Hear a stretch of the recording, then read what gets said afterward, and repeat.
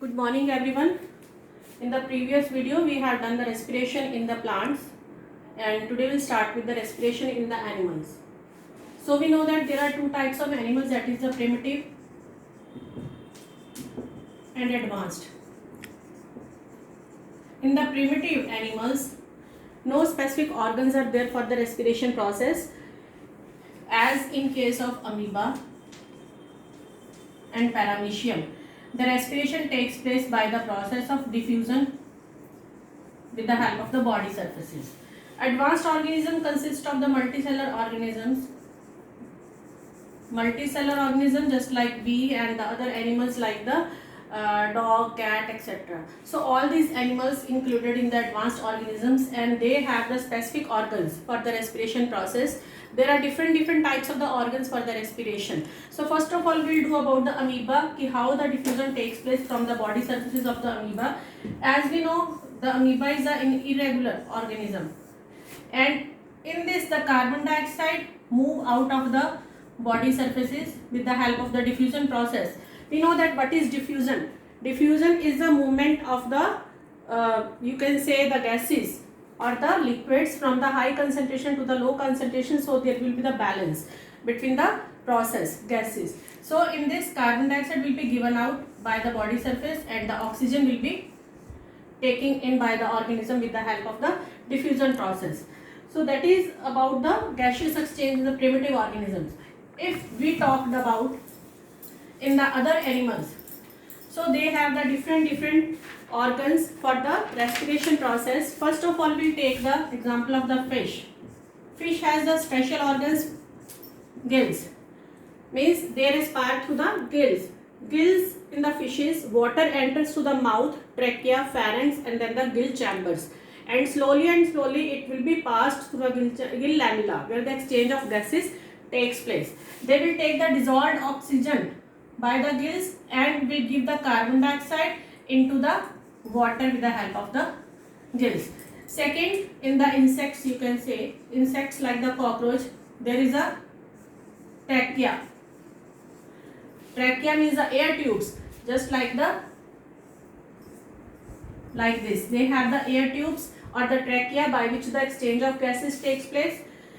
And in the frog, amphibians, you can say, they respire with the help of the lungs as well as to the moist body or the moist skin and the lungs, depending where they are present in the water or on the land, because they are the amphibians and can be present on the water and the land also.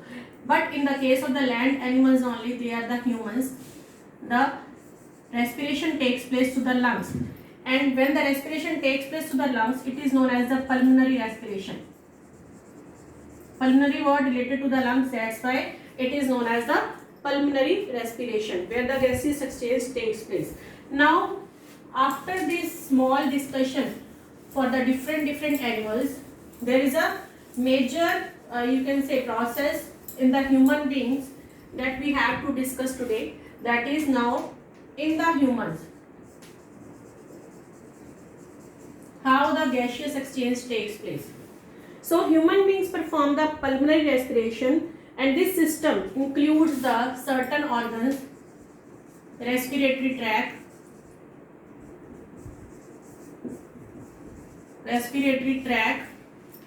then lungs,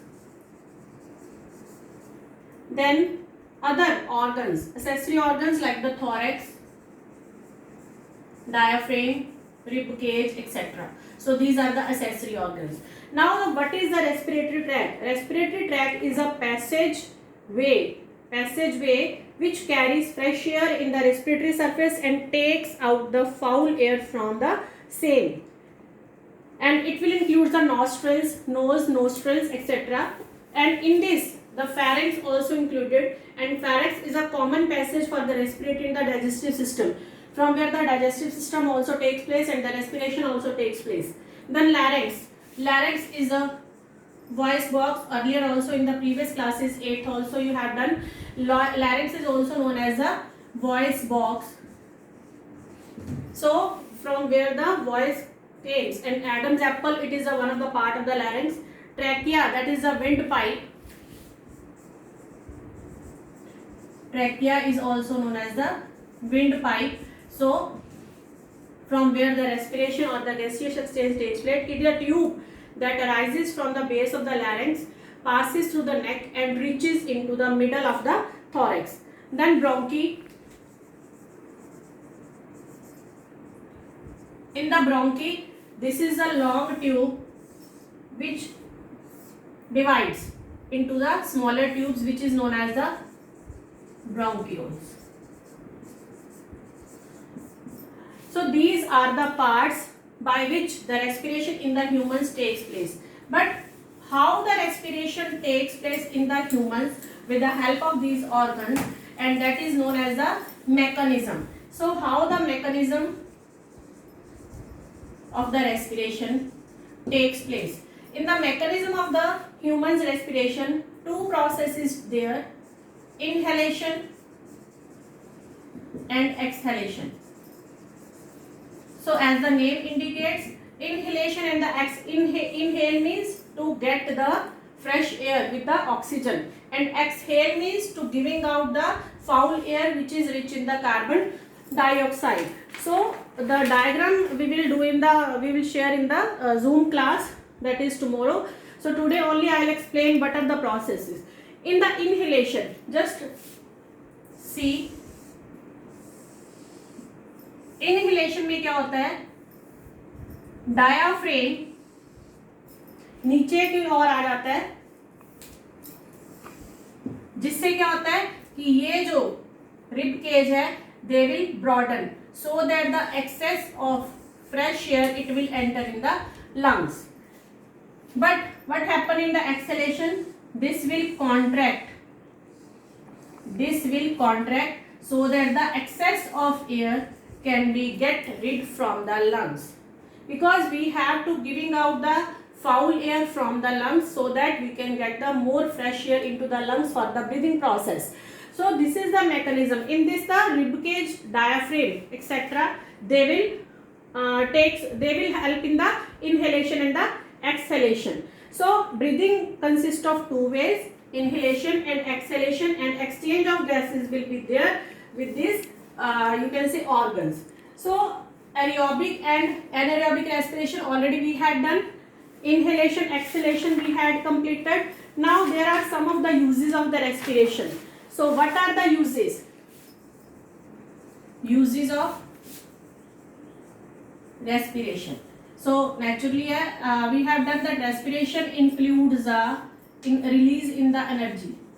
So energy is released when the oxidation of food takes place. Then what happens to the heat? Heat is also there in this process. So first is the lot of energy is released for performing the various life activities. Then a part of the heat liberated in the respiration, it is dissipated as a heat. So this is the second use, and it helps in maintaining the body temperature. Third, intermediates. Intermediates of the respiration process takes part in the formation of various biochemicals.